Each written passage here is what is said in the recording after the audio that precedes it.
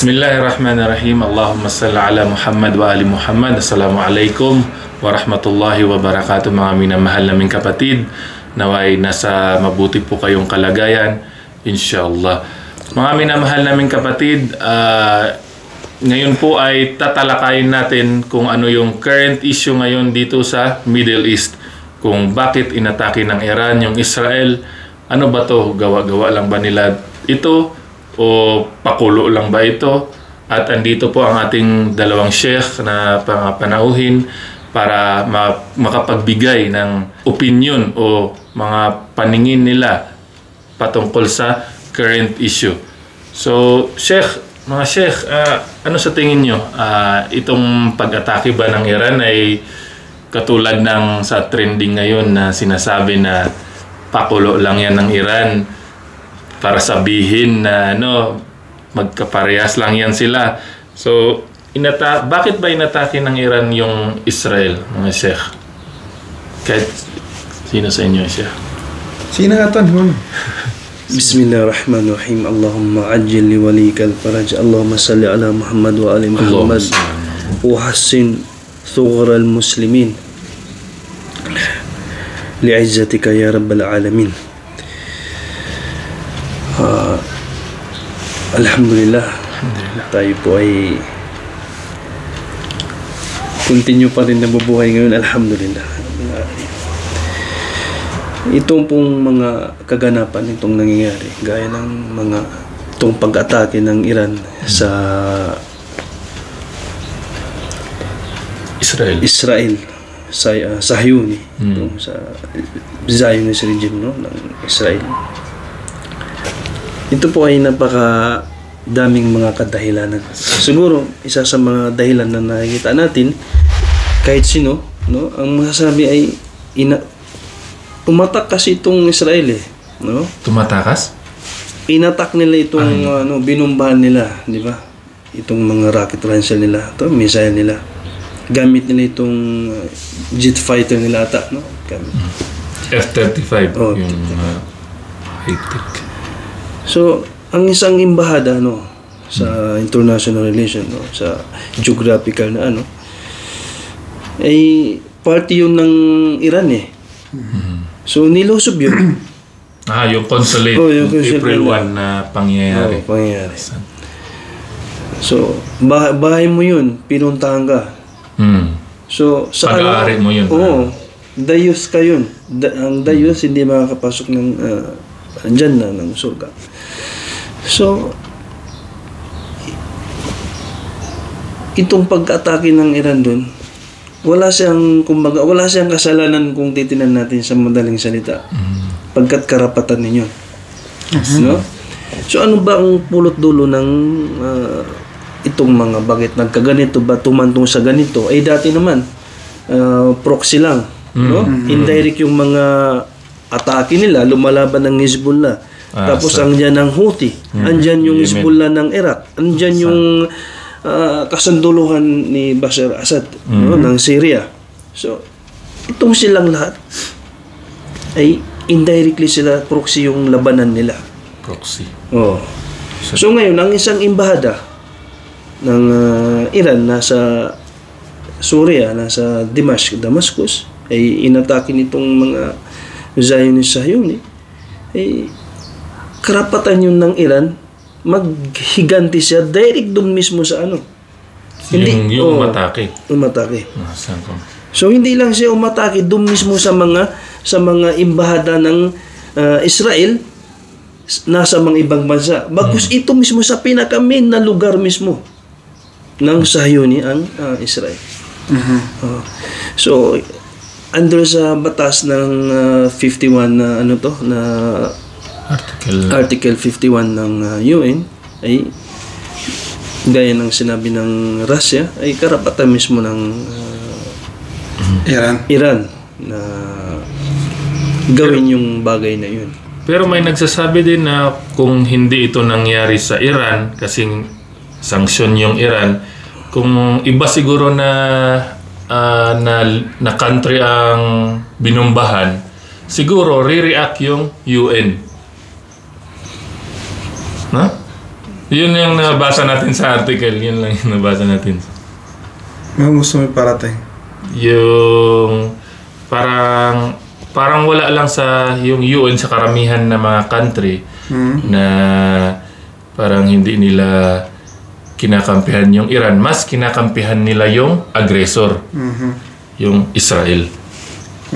Pero kung nangyari ito sa yung under sa UN, under sa US, under sa Israel na country, kung may inatake yung halimbawa, may inataking consulate sa ibang country, re-react agad sila sa sasabihin nila na, uy, bawal yung ginagawa mo. Kumbaga UN, yun. nung atake nila ang konsul ng Iran sa parang Syria, mas approve pa nila yung parang wala Israel. sila sinabi. Hindi sila nag-condemn. Hindi Parang sila nila pinagbawalan kung baka lumabag kayo sa international. Tama talaga kasi alam naman natin ang dito UN in reality ginawa lang yun ng mga itong mga US kahit di ba? Tanggapin natin na kahit anong sabihin ng ibang tao, UN pa rin ang pinaka-useless na organisasyon na nabuo sa buong mundo. Tama. Kung ano lang pabor sa West, sa kanila, yun ang ina-approve nila. Okay, kung titingnan mo, ang hindi naman sa usapan kasi mahaba pang usapan natin. Ang pinaka mismo, isa sa pinaka-box, department ng UN, yung sinasabi nila dito, human rights.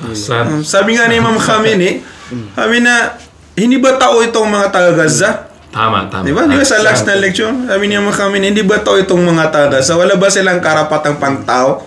Anong ginagawa ng UN? Wala silang ginagawa kasi wala talaga. Kasi ang bumabaril sa Palestine ay Israel, which is dito? Kakampi ng under. Actually, hindi kakampi. Under ng Israel ang UN. Under ng dito Amerika. Mas malala. Diba ito? Subhanallah. Totoo yung sinabi ni Katuan talaga na itong dito ang pag-atake ng Israel sa embassy ng konsul ng Iran ay parang inatake mo na rin talaga yung lugar nila. Kasi sabi nga nila yun ang representative ng lugar, di ba? Sa geographical geographical. Tama. So yun yung dahilan ng bakit. Which is na itong pag-atake kasi ng Israel sa konsul, maliban sa yun nga, actually may isang mga tao nagtatanong kasi may mga dalawang general din na namatay doon, di ba? Sa ilang tao. Sabi na may mga taong nagguguni-guni, sabi nila supposed to be na mas dapat umatake ang Iran nung si Shahid Qasem Soleimani ang nasahid. Kasi siya yung mas mataas talaga. Kung bagay, totoo rin naman katanong. Ang pinaka-figure. Kaysa, hindi pinaka-mataas, pero siya yung pinaka-figure na general sa IRGC. Lalo na sa SEPA, sa Quds. Pero bakit sabi niya nag-react ang Iran nung mamamatay itong dalawa lang? Mas matibay pala yung dalawang yun. Yun ang sagot na pwede na sabihin yung sinabi ni Katuan Meg.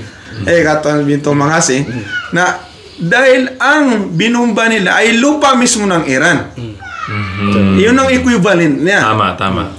Kasi ang Iran, ang kagandahan sa Iran, hindi personality ang tinitingnan nila. Kundi kung ano yung pag-aari nila. Kaya nilang isacrifice lahat para lang ma-defense yung rights nila, yung dignidad nila. Hindi katulad ng mga ibang country. At saka pa po, in addition to that, tsaka ang pagkasay ni Sayyid Soleimani rahmatullah alayhi ay hindi mismo doon sa lugar kung saan sa embahada o konsul ng Iraq. Tama. Sa Iraq. Oo. Sa Iraq yun, no? Palabas ng airport. So kung nagkataon tumama din doon, 100% babawi din sila. So Allahu Akbar. Saka bumawi din naman ng Iran. Bumawi ang Iran. Actually, ang pinagkaiba lang kasi ngayon, isa din ang pinagkaiba nila, ang Iran, range nila ang Israel. Ang Iran, hindi naman rin siyang US. So, anong choice ng Iran? Bumbahan yung mga air base na dito, kampo ng malaking kampo ng Amerika sa Erbil ba yun?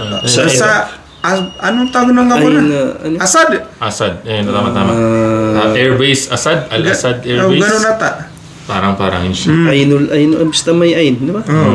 So yun ang pinakamalaking airbase ng Amerika. Yun ang binari nila kasi kung range din siguro ng Iran ang Amerika, 100%. Ano tayo ito? Papaulan nila. Kaya after noon, ang Iran, isa sa step nila, ay makasuhan si Pompeo at si Trump. Di ba? Kaya ngayon, isa sa problema ng US ay yung gastusan, proteksyonan si Pompeo, si Trump at si Bolton ba yun?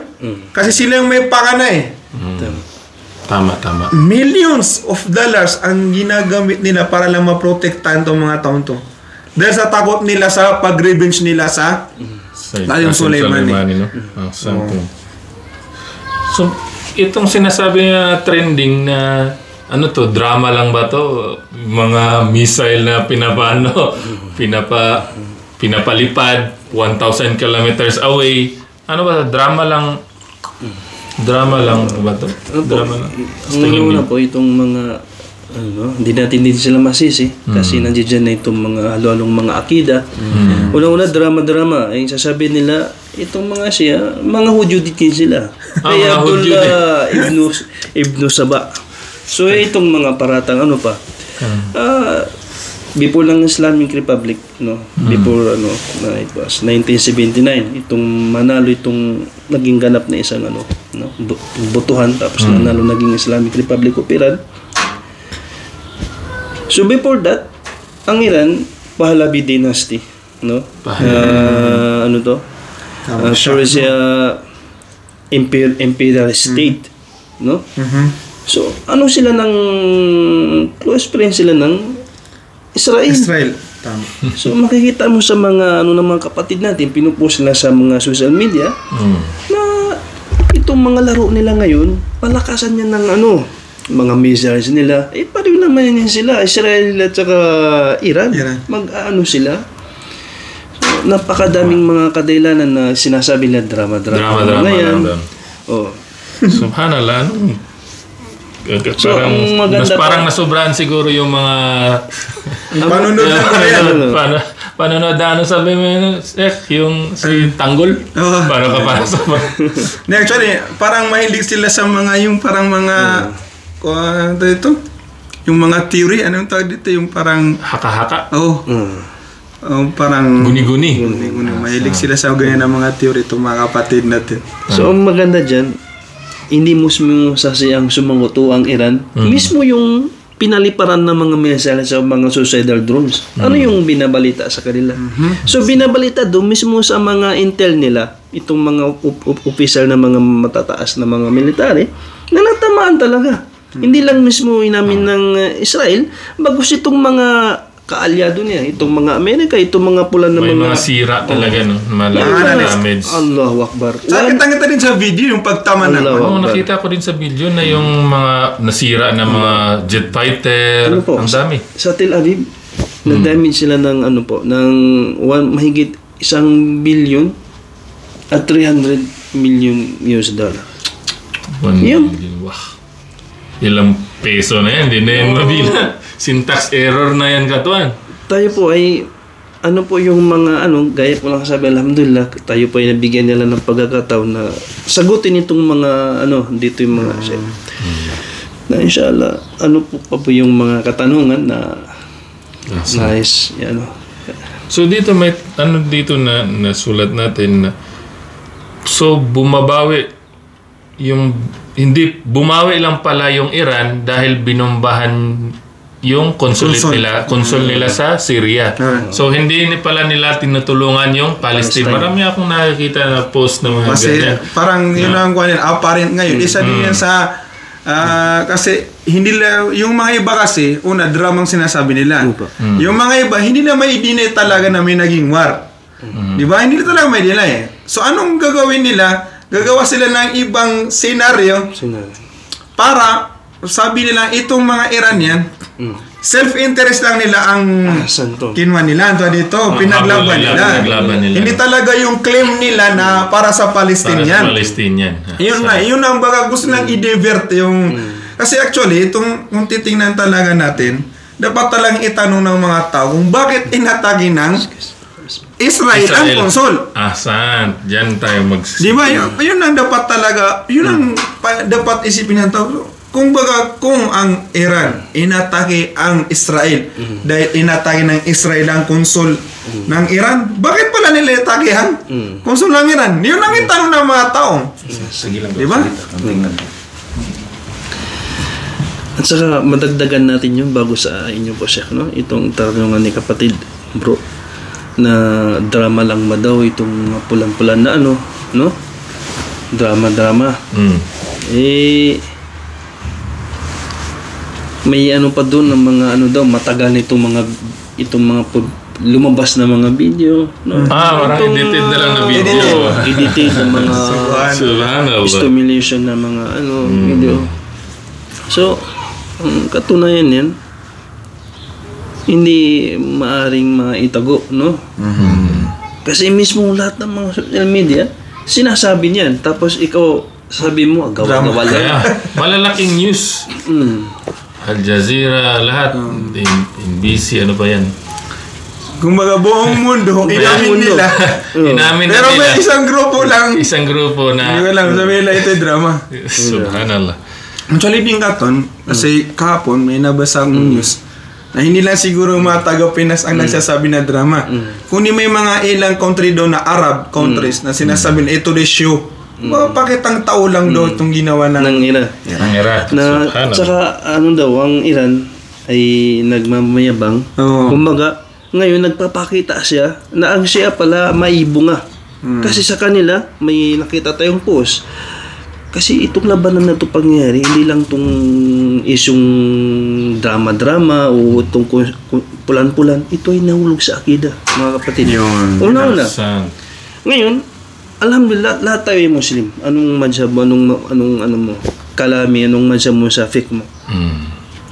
Dati, unang mga siglo, ang Maturidiya, itong mga Ottoman Empire, no? Natalo nila itong napatasik nila itong mga mga Crusaders. Tapos ang mga Ash'ari naman, itong mga Ayyubid. Na nila yung Jerusalem, nakanggol nila. So mga Ahlus-Sunnah wal Jamaah. So mula 1948 o before that, 1948 hanggang 1967, ang Arab Wars, itong mga nagkaisang mga Arabo, ang mga Ehipto, ang mga Iraq, sila Saddam, sila Anwar Sadat, bro. Ito sila lahat. Tinalo sila ng Israel. Yun yung kakila na Arab-Israel War. Parang ganun. Arab-Israel War. Kahit man sino, matatapang, Muslim, alhamdulillah. Hindi na tayo bumalik doon sa pinakadulo kasi sinasabi nila, itong mga Shia sa pabid ba to? Sila yung pumapatay ng mga Sunni ng mga Iran. Gumaganti ang mga Ottoman Empire ng mga Sunni, inaano na yung mga Shia ng mga Turk. So, paabot-abot hanggang doon sa pinakadulo, darating kay Abdullah ibn Saba. Yan naman ang kapatid, Sheikh. Yan naman ang realidad. So, itong mga Amerikano, mga gaya ng sabi ng Rahbar, hafidahullah, huwag kayo paano sa Shia, Sunni, doon tayo kung saan yung ikalakas. So sabi nila hindi tumutulong ang Iran. Ngayon nagpakita pa lang ang Iran. Itong Hezbollah ba? Itong mga Houthi, itong mga Iraqi na hindi ba yan tulong nila?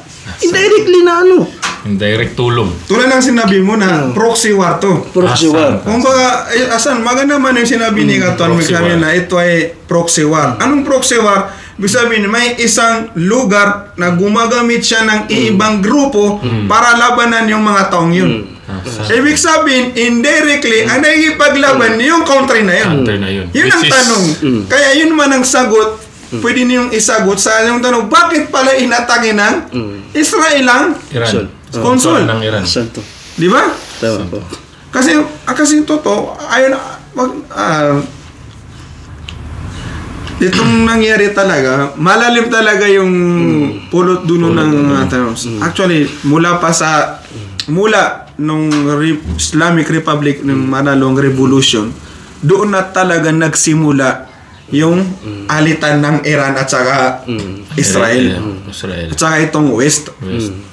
Di ba? Kaya kung makikita nyo talaga, yung sinapinost nila na kwan din ni Katuan na may nag-post din kasi, di ba? Toso ka tayo mag-post niya.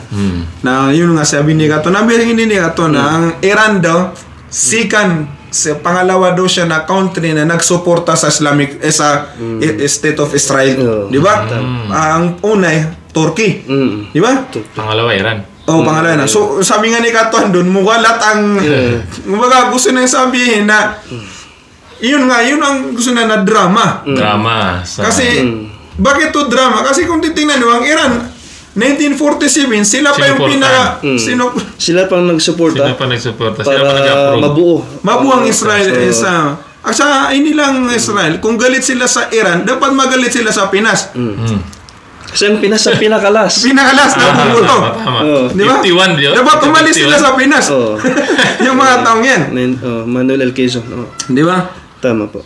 So, ganun. Yun ang, ganun kaya sinasabi nila drama daw to. Kasi Iran daw, 1940, sinuportahan nila. Which in reality, halata na hindi sila nag-aaral ng history.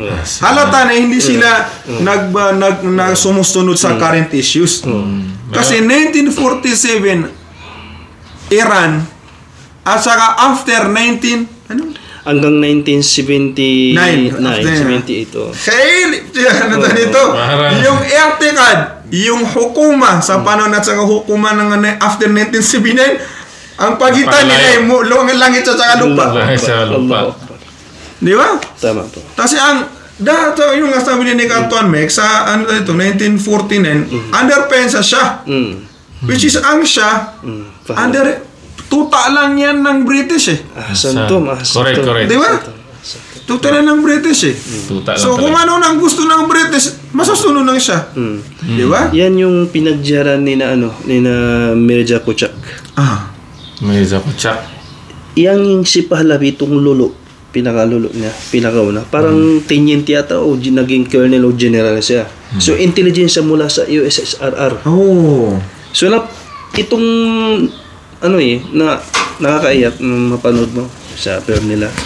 Pinalabas itong si Mirza Kuchak rahimahullah. Nasa nasa bulubundukin ng itong northern Iran sa may Gilan ata.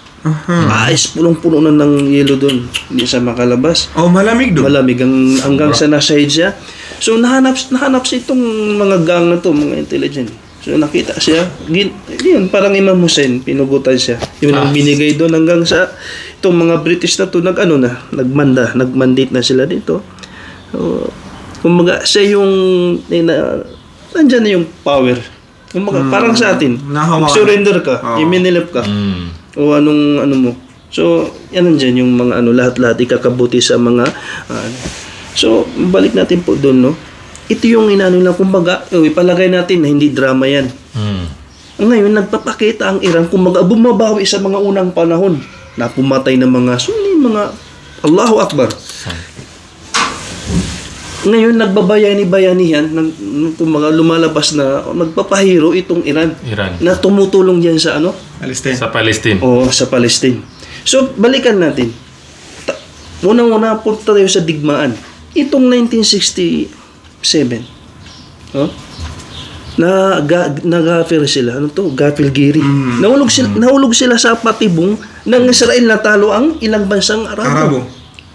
Pag 1976, October, 6 days war, natalo din sila. Bakit?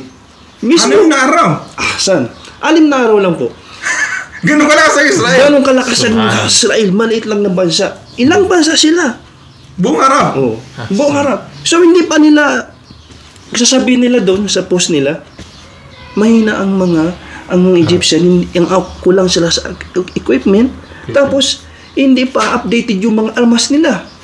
Mukha natin din yun. Kasi ang totoo niyan, it was January 25, 2011, itong mapatarsik si Hosni Mubarak, sinabi niya ang pangyayari. Kasi hinira siya doon ng himpapawid, ng Air Force.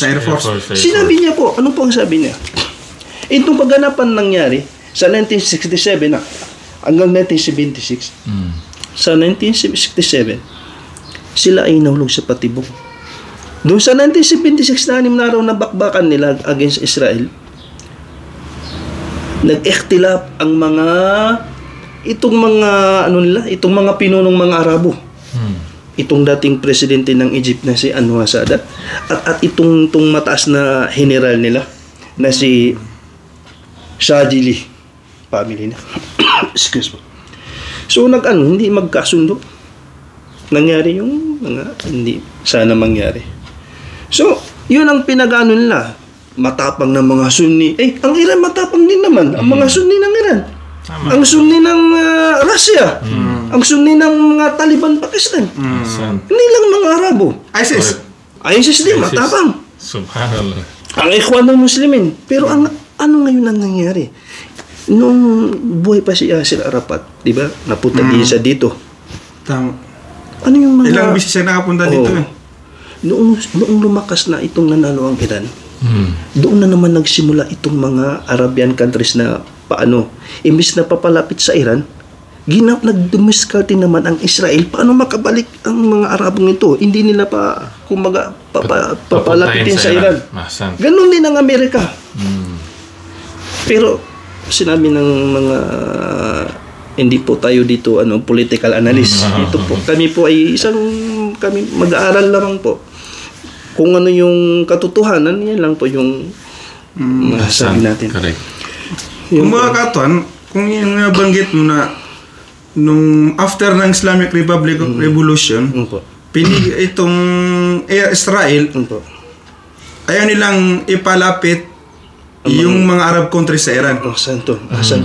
So, ibig sabihin, ang nangyari pala, itong nangyayaring parang hidwaan, divide and conquer. Divide and conquer. Kumbaga, itong Israel, ang plano talaga niya, wag magkaisa yung mga Muslim, siguro. Kasi that time talaga, isa sa moto ng Imam Khomeini, rahmatullah alay, ay tanggalin ang Israel. Kasi hindi talaga sila legitimate. Parang sa Palestine eh. Tama. Di ba kaya nagkaroon ng Al-Quds Day? Di ba International Quds Day every last of Friday sa Ramadan. Kasi Imam Khomeini talaga, rahmatullah, isang mission talaga nila ay matanggal lang tanggal lang Israel. Di ba? For the first, yung talaga mission. Siguro, itang Israel, yun ang alam nila, yun ang purpose ng Iran. Si Yasser Arafat pumupunta sa Iran. Natakot siguro ang Israel. Sabi na kapag magkaisa naman itong mga Muslim na mahirapan tayo. Hindi, for sure na matatanggal kami. Kasi yung idea ni Khomeini kasi talang revolutionist talaga. Siguro, dahil doon siguro, ang ginawa ng Israel at itong mga British, yun, to divide and conquer. Sa anong pamamaraan? Doon napapasok siguro yung sectarianism. Sabi na, palalain yung... Yan po yung katotohanan. Yung Sunni-Shia difference. Unfortunately po, yan po yung nakamit ng US at ng Israel. British. Successful sila. Successful sila dyan sa secretariat. Tanda natin po. Ang Ottoman Empire, paano napabagsak? Ganon din. Niwatak-watak ang Arabian Peninsula, ang mga bansang Arabo. Ikaw si King.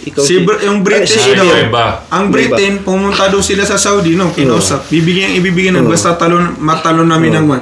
Ngayon, ang mga Hudyo, nag-alala sila, paano naman ito mga Hudyo? Kung tutuusin, sila wala nang problema. Kasi sila, mga Arabong Palestino, ay magkakamag-anak naman natin mga Hudyo. Diba? Mga sila. Hindi yung minimin natin dito na kaaway kalaban. Itong Zionist. At hindi sila mga totoong Hudyo, bro. Mga converted mga Hudyo sila, mga sayatin sila.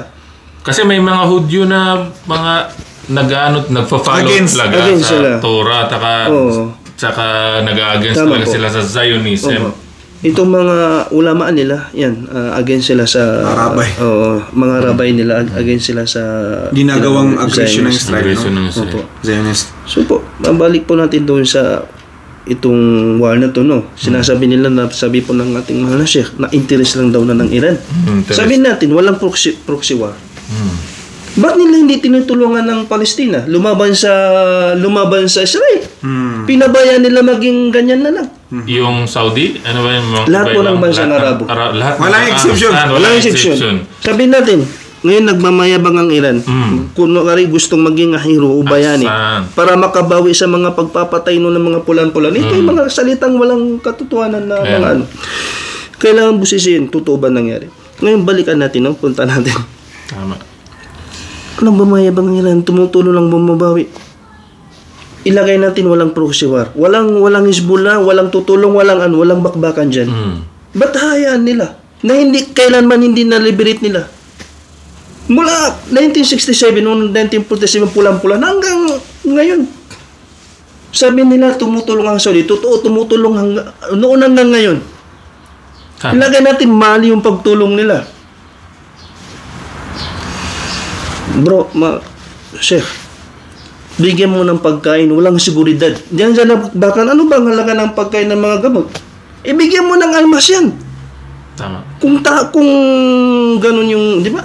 Asan to? Tulungan para lumaban, ano yung... Actually, yun man ang kung titingnan mo, yun ang pinagkaibahan ng isang leader na hakim, wise, at isang leader na interest lang yung kasi kung titingnan mo, sabihin natin, ang mga Arab countries na tumutulong sila. So, sabi natin, ang Iran din tumutulong. So, anong pinagkaiba nila? Ang pinagkaiba talaga nila, may kasabihan, na turuan mo mangisda yung tao. Huwag mong bigyan ng isda. Santo. Tama. Di ba? So ang Iran, sa upuan nila, sabi nila, hindi namin priority bigyan ng pagkain tong mga tao. Ang dapat namin itulong sa kanila, paano sila maging independent. Paano nila makuha yung lugar nila? Kasi mabuhay mag-isa. Paano nila mabawi yung lugar nila? Kasi yung masa nila, inagulangin ng Israel eh. Yun ang dapat, yun ang kuha ng Iran. Wajibat. Yun ang kaya nga sabi ni sa lahat ng speech ni Imam Khamenei, Hafizahullah, sabi na Iran, Palestine, sabi na Azad Kha'ashud. Kung ba, will be free, sabi nila. Inshallah. Yun ang principle. Itong mga kapatid na mga Arabo, hindi. Wala silang ganun na principle na hindi. Bigyan lang ng isda. Asan? Bigyan ng pagkain. Pagkain. Nasa na itutulong na to. Which is kapatid, ang kailangan dyan, makuha nila yung karapatan nila. Asan? Karapatan. So, kung baga, magkaiba yung prinsipyo ng pagtulong halimbawa ng Iran at pagtulong ng Arab country. Totoo, papalagay natin na tumutulong sila. Pero yun which is kung titinan mo, pinaglalaban din ni Yasser Arafat at ang Hamas ngayon ay makuha yung karapatan nila, yung right nila, hindi pagkain. Kaya sa kanila naman talaga yun. Yun ang, di ba Haton? So speaking of Arab countries, ano pong masasabi natin doon sa yung interception ng Jordan sa mga missiles ng Iran at saka ewan ko kung ano pa ang mga lumalabas na mga news. Ano po, yan po ay kumbaga dati sila ay nagtatago pa. Kung mabalik natin po yung kwento doon sa Ghazwatul Khandaq, sa Battle of Trench. Ghazwatul Ahzab. Alam niyo po, yung kasama ng propeta sallallahu alaihi wasallam, nang makita nila itong mga Hudyo, nang makita nila itong mga tribong, mga iba't ibang klaseng Arabo, hindi lang sa Makkah, nang makita nila, isa na dun si Abu Sufyan, no? Itong halaglid. Itong mga mu'minun, mga follower ng propeta sallallahu alaihi wasallam, makita nila, siyempre, madami sila, kayo, ilan lang kayo, parang safety first. Nakaramdam sila ng takot. Dadalawa sila. So ngayon, kung sino yung marami, kung sino yung nakakalamang, doon siya dapat, Ang Iran dati, yan ay pit na din. At which is tama naman. Sa panahon na yung mga Arabian countries, no? Kalaban nilang ito. At ang Iran, umano din. Ang technology, dumidikit ang Iran sa Israel. So hindi napakalalayo po yung agwat, Fitna Islamic yan ang Republic. fitna. At that time, hindi pa sila Islamic Republic. Wala pang Imam Khomeini. Correct. So ngayon ang mga gaya ng Jordan, yun. Siyempre, tinitingnan niya, superpower ang Israel. Superpower ang Amerika, ang West, ang France, ang German. So dikit siya. Asan? Ah. At may interest. Yan ang mga totoong may interest. Asan? Yun ang sabi ni Seth na interest sa Ano po hakim. yung ano po yung interest ng Iran dyan? Ano yung kung physical pag-uusapan, ano yung makuha ng Iran? Ang Iran may oil. Asan? Ang oil lahat ang dito na. Ma-independent ang Iran. Ang gas po dito, piso per litro. Kapatid, palagay natin, ano yung mayroon dyan? Diamond? Ano yung dyan? May bulawan, no? Gold? Oh. Hindi po, ganun. Yan po ay ruhi. Yan ay unang kibla. Yan alam ng lahat. Tama. Barak ng hawla. Hindi lang yun. Yan ay responsibilidad, wajibat ng bawat magbansa. Bawat mga... Ay nasabi din ng mga ulama ng mga ahlus sunnah wal jamaa na tama ang ginawa ng Iran. Ang pagtulong ng Iran, ang lahat-lahat. Mismo ang Hamas, ngayon tanungin natin. Anong nais ng mga kabataan o itong mga Palestinian? Mga tao mismo doon, yung masa, anong gusto nila? Freedom. Freedom ang gusto nila. Lumaban, hindi yung Makaini. Allahu Akbar, kapatid. Dito to katon. Actually yung nabanggit mo din na. Kasi itong nangyari kasi ito sa mga Arab countries. Unfortunately, kaya sila dikit sa dito. Israel. Kaya sila ito Jordan. Jordan. Itong pagtulong ng bagay tumana sa gabi ng pag-atake ng Iran. Ang confirm talaga na tumulong mag-intercept ng mga drones ng Iran ay Jordan. Hindi ang Saudi. Ang Saudi at saka UAE sa pag-intercept wala silang ginawa. Pero ang na-provide lang nila ay yung intelligence. Kumbaga yung radar ng UAE at saka Saudi ay pinaubayan nila sa US at saka sa information. Yun ang naitanong talaga. Pero ang pinagtatanong, kung Jordan, ba't mo ma-intercept ang mga drones? Ikaw, Saudi at saka UAE, ba't mo binigyan ng information, di ba? Wala ba kayong kakayahan dito? I-deny yung kagustuhan ng mga yan? In reality, wala siya nakakayahan. Kaya, ito talaga, ang pinagkaiban din talaga ng Iran at saka itong mga Arab countries. Wala silang independence sa kakayahan nila.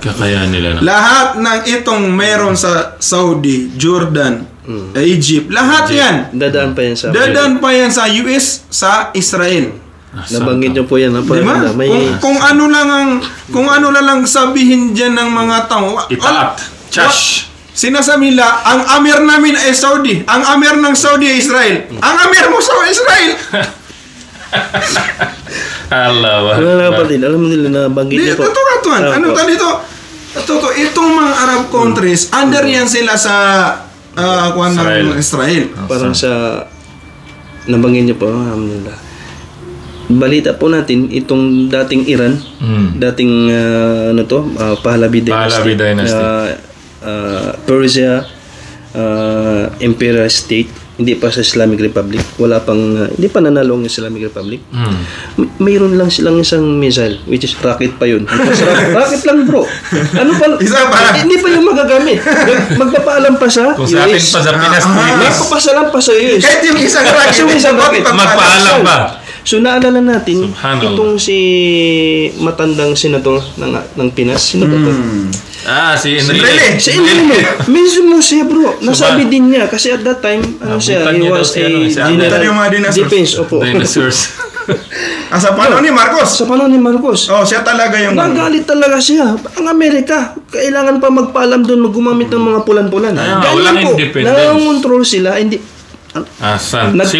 nagpa-under ka pa sa kanila, tapos hindi mo pa magagamit yung sayo pa, limited pa lahat. Grabe yung dobling yung operation. Asan? Kaya man si Imam Khomeini, ang talagang project dito, ang pinakakuha ng revolution ng Iran talaga, ay matanggal yung ganyan na style. Kumbaga, kaya kung sa lahat ng lecture ni Imam Khomeini, Imam Khomeini, ang labanan ngayon sabi niya ay hindi labanan ng anta dito, Shia, Sunni, Islam, Christianity, hindi. Sekretariat. Between mustad'af at saka mustakbirin. Santo. Yung talagang pinakakuhan. Santo. Di ba kakuhan? Yun ang pinakalabanan. Tama po. Di ba? Kumbaga, ang tao, either dito ka sa mustad'af o di ka mustakbir. Sino ang mga mustakbir ngayon? Itong mga West. West, Israel, British. Tapos itong mga mustad'af, ang pinaka-mission nila, tanggalin itong mga mustakbir. Mga itong mga imperialist, di ba? Tama po. Alam niyo po, no, mga Sheikh, hindi po natin alam, baka yung mga kapatid natin na gusto na lang, sana hindi na nangyalam itong Hamas, hindi na lumabad ang Hamas, hindi na sana nangyalam pa ang Hezbollah, ang Iran para labanan nitong ng mga Palestinong, labanan ng Zionist o Israel. Mga masaya na ganyan na lang magsambayan, mag-ano. Alam niyo mga yan na yung ano tawag ibadat ka kahit yan yung kapalaran nila natin kay yung kung Ayatollah siya kay Sheikh Hassan Ramadani, ang tanging kinikilala niyang tunay na Arif Billah ay ang kumpleto yung pagka ano niya, yung 7 balis na ano niya, at saka yung 4 na ano to, asfar. Complete talaga gaya ni Imam Khomeini. Tama. Hafidahullah. Bakit? Galing sa Allah ngayon pabalik sa khalq.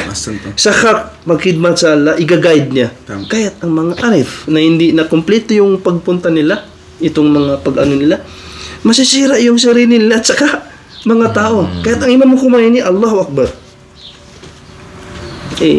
Ano siya focal adi yung ano niya. So, ganun naman ang propeta. Kung mapasok tayo sa usapang ganyan, ang propeta, ganun naman talaga, di ba? Kasi lahat ng ambiyata ganun. Propeta Musa. Ang mga kaum niya, mga mustad'af. Diba? In-oppress sila ni Firaun. Sinong mustakbir? Firaun. Pinagputos ba sa kanila ng Allah na manahimik kayo, mag-ibadah lang ngayon? Hindi. Sinabi ng Allah, puntahan niyo sila. Huwag kayo pumunta sa bundok, doon kayo mag-ibadat. Puntahan niyo si mga, sino yun? Firaun. Sabi na sa kanila, itong Diyos na ito. I-approach niyo. Hindi yung magdua lang kayo na, kapalaran na yan ang binigay ng Allah subhanahu wa ta'ala. Yun ang kasi mga pag-iisip na umiwas sa mga tao, magbundok, diyan na lang, walang pakialam, basta hindi tayo pinapatay, basta hindi tayo hinaharangan na magagawin yung mga gawajibat. Ganun ang propeta. Ang propeta, after na, di ba, nag-tazkiyah siya within 40 years. Kumbaga sa estilahan ng mga philosoph ngayon, nag-asfar siya, di ba? Umabot na siya sa last na stage ng asfar niya. Ang pangapa, sabi, dapat mo nang ikaw ng mga tao mo. Litukhrijuna minad dhulumat ila nur. Kasi sa panahon yun, ang dhulum doon, itong mga Quraysh, musta mga, di ba? Mga culture nila, mga farhang nila. So, sa panahon natin ngayon din, si Imam Khomeini, rahmatullah sa si Imam Khomeini, hafidhahullah, ganun ang idea nila ngayon. Quranic ang idea nila. Hindi yan na, anta dito, Quranic, na dapat itong mga mustad'af sa mga, ang maganda dito, sinasabi tayo, mustad'af. Hindi lang specific sa Muslim. Lahat. Lahat. Santo. Di ba? Kahit mapa-Christian, Hudyo ka, kahit walang. Basta ikaw ay mustad'af, dapat mong labanan ang mga mustakbir. Di ba? Kaya maganda yung term na sinasabi ni Hakim talaga. Hakim. Basira. Speaking of Quranic, yung makikita din natin yung pag-atake ng Iran is dun lang talaga kung saan yung mga bases ng Israel. Kung saan yung mga jet fighter nila, hindi yung sa civilian, sa hospital, sa mga tao na mga walang kinalaman sa gulo. Hindi kagaya ng Israel na kahit mapasino pa yan, kahit hospital pa yan, kahit yung mga nakikita natin sa news, subhanallah, nakakalungkot. Gaya ng Twin Tower. Sacrifice lahat. Yun nga. So makikita din natin na yung Islamically yung pag-atake nila sa Israel. Ano sa tingin niyo mga? Yan po, bismillahirrahmanirrahim. Yan po ay nangangahulugan na sila ay sumusunod sa tamang katuruan ng Quran, lalong-lalo ng propeta, at nagmanifest sa kanila yung mga akhlak ng mga imam natin, especially ang Imam Hussein alayhi salam. At mismo ang Imam Ali, Amirul Mu'minin alayhi salatu wasalam, nung siya ay in-strike, no? Tama. Nais na ng Imam Hasan o ng mga sahaba na bawiin ka agad itong according to Salafit saka sa Al-Sunnah na riwaya, malupit yung pag-ano ni Imam Hasan doon kay Abdurrahman ibn Muljam la'natullah alayhi. Kumbaga inihuya-huya pa something na Allah, sana hindi mali yung nabasa natin. So sa Imam Ali hindi pinaano niya, no? Og yung nakakain na ba siya, painom ba siya. So Allah barang wala nang tatalo pa sa Islam, no? Sa Sunni mayroon din ng mga riwaya at lalo lang sa Shia nabasa natin nung mga ilang araw na kapag natamaan ang kalaban, wag nang kumbaga double ang tawag diyan. Double kill niya? Double kill? Double dead? Oo. Ang mga babae bawal patayin, ang mga matatanda, ang mga bata bawal patayin. Pati yung halaman di ba? Pati yung halaman yung sa fat. Yung insect. Insect. Yung mga kakahuyan wag putulin. Wag putulin. Ganun po yung Islamically. Dito napapasok yung Quran tsaka yung Ahlul Bait. Kasi kung hahawakan natin to, pati po sa kisas, hindi lang sa pagpatay, yung sa kisas. So Alain bilain. Alain bilain. So yung nagnakaw, paano po ba yan? Putulin lahat o dito saan? Tama. So sa siya, kakaiba po sa lahat. At siyempre, sila po yung sumusunod sa tamang mutarajim ng Quran. Duroste. So, wal masajidu lillah. Yan ay pagsujud sa Allah. Dapat hindi yan maputol. Yan pa, kumbaga yan ay hak ng Allah yan. Hak ng Allah yan. So makikita mo may mga ganito lang, no, mga daliri lang. Daliri lang. Hindi dito sa mga hindi ito. Kumbaga itong ginawa ng Iran, pag-atake nila, talagang manifestation ng teachings ng Islam. Allah, no? Ng truth Islam. Muhammadiyya alawi. Kasi totoo naman kung nabanggit mo, totoo, mayroon tayong sa Islam din kasi. Meron tayong rules of engagement, di ba? So, ang rules of engagement sa pag-ganun, hindi talaga pwede. Kahit basta hindi kasali sa war, hindi talaga yan isali. Natuloy ng kesas.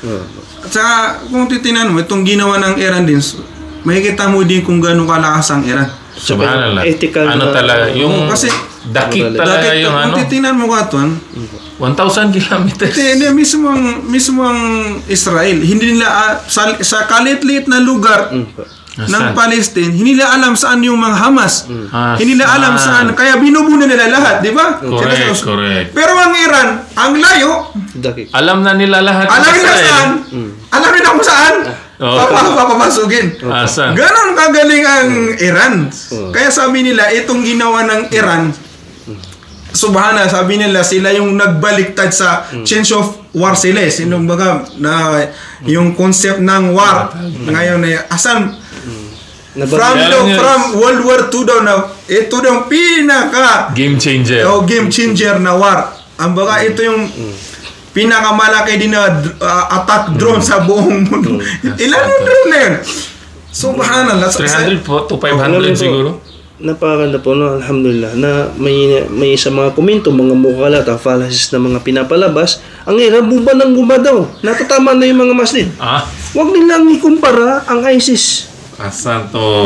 Ang ISIS, mga makabir na mga uliya, makabir na mga anbiya. Subhanallah. Tingnan nyo sa Mosul, mga historic site. Asan? Pinagsisira. Kapag siya kahit bata na pinapatay. Allah. Kasi siya. Di ba? Ganun pero ang Iran, hindi ganun eh. Hindi kasi ganun na, kasi ang katuruan talaga ng, dapat talaga, hindi kasali. Ganun kagawa ng Iran. Yung missile nila. Kasi dakik talaga. Baga, puntos talaga yung at saka sabi pa ng isang American analyst, sundalo siya, Grabe sabi niya yung technique ng Iran. Sabi niya, tingnan yung sabi niya. Pinulal na drone. Di ba? Saan? Na-calculate nila yung pagdating ng drone at saka yung oras na pagbaril nila. Sa supersonic. Kasi kung hindi yan hamahang, magkasabay? Mag-cooperate. Ma-intercept din posible yung yung missile. Maabutan ba? Pero ang nangyari kasi, dumating muna yung mga pain. Naisipin na kung gano'ng kalayo.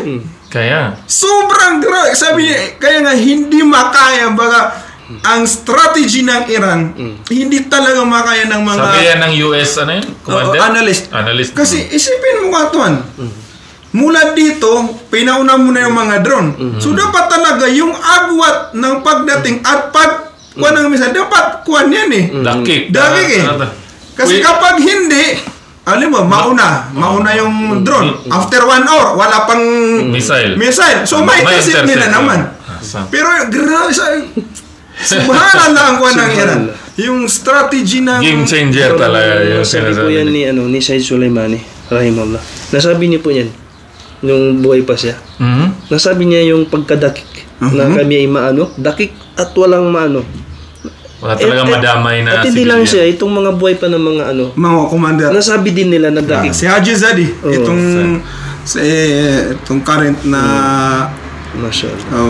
grabe ang Iran. Baga, subhanallah. Kasi po, mga kapatid, bago pa man sila naging, tumanggap ng Islam, through itong Salman al-Farisi radiyallahu an. According sa history, lahat ng mga ulama mufassirun ng Ahlus Sunnah wal Jamaa patungkol sa kay Hadrat Dhul-Qarnayn. Walang makapagtutukoy kung sino siya sa realidad. Sipat lang ang mayroon sa kanya ng mga ibadin as-salihin. So, ang lahat ng mga Ahlus Sunnah wal Jamaa, majority nila, ang tafsir nila dyan ay si Alexander the Great ng Al-Makduni, ng Macedonian. Itong sa mga planet Sparta. Kalapit nila. Tanging lang si Allama Tabatabai rahmatullah alay at ni Abdul Kalam Azadi ng dating Prime Minister ng Hindustan. Alim din siya mufassir. Silang dalawa ni Allama Tabatabai rahmatullah alay ang nakapagtukoy na ang totoong Dhul-Qarnayn alayhi salatu wassalam ay ang si Kurush Al-Akhmini. Kurush Kabir, itong si Cyrus the Great. Bakit po? Kasi lahat ng sipat sa kitab mismo ng Taurat at saka sa kitab ng mga Zoroastrian, itong agama reliyon ng mga Iranian, na doon na siya hindi uminom ng anak, hindi siya babaero at hindi siya lalakero. Ay ba yung nasali? Tumpak talaga, So, tumpak po talaga. Ganun po yung na. Alhamdulillah, natanggap nilang Islam, mas lalo pang kumbaga. Kasi pag-usapan nandyan na yung mga ulama, mapapasod ni mapasya itong mga Iranian, may sipat sila nandiyan siya. Tama. Kahit sabi ng payamba, yung sa mga post ng mga kapatid natin, mga profesor natin, yung kumakalat ngayon na nabasa post. Din po nyo na yung sa last ayat, I think Surah Muhammad na nasabi dun yung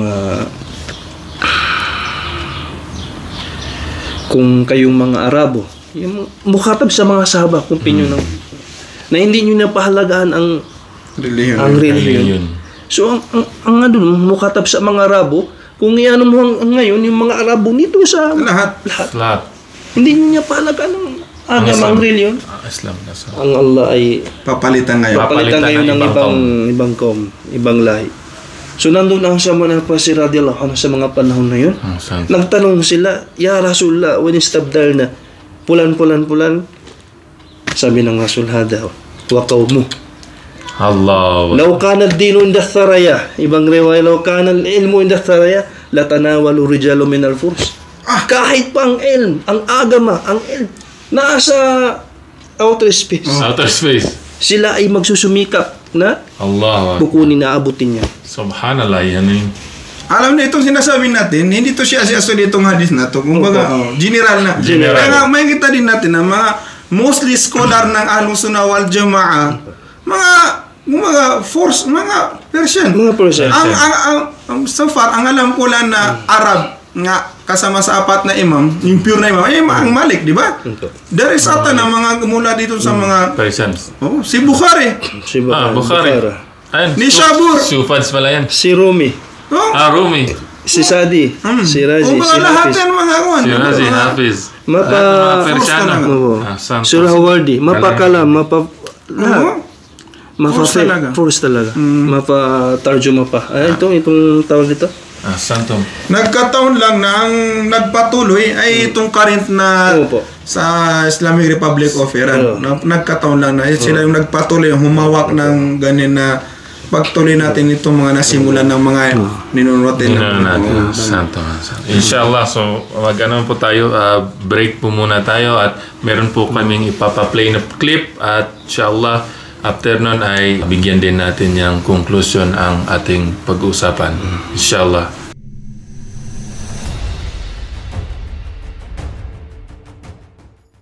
امروز همه دنیای اسلام باید قضیه فلسطین را قضیه خود بداند. این کلید رمزآلودی است که درهای فرج را به روی امت اسلامی می‌گشاید.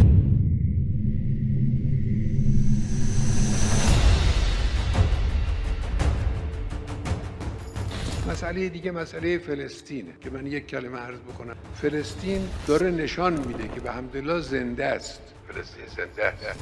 برخلاف سیاست‌های آمریکایی و سیاست‌های پیروان آمریکا که خواستن مسئله فلسطین رو به فراموشی سپرده بشه، مسئله رو به دست فراموشی بسپرن که مردم اصلا یادشون بره یه سرزمینی به نام فلسطین و ملتی به نام ملت فلسطین وجود داشته. برخلاف خواسته اونها روز به روز مسئله فلسطین پررنگ‌تر شده. امروز جوانهای فلسطینی در سرزمین‌های 1948 زمین‌های در همون مرکز فلسطین اشغالی بیدار شدن، حرکت میکنن، تلاش میکنن، کار میکنن و این ادامه پیدا خواهد بدون شک ادامه پیدا خواهد کرد و به توفیق الهی طبق وعده الهی پیروزی هم با مردم فلسطین خواهد.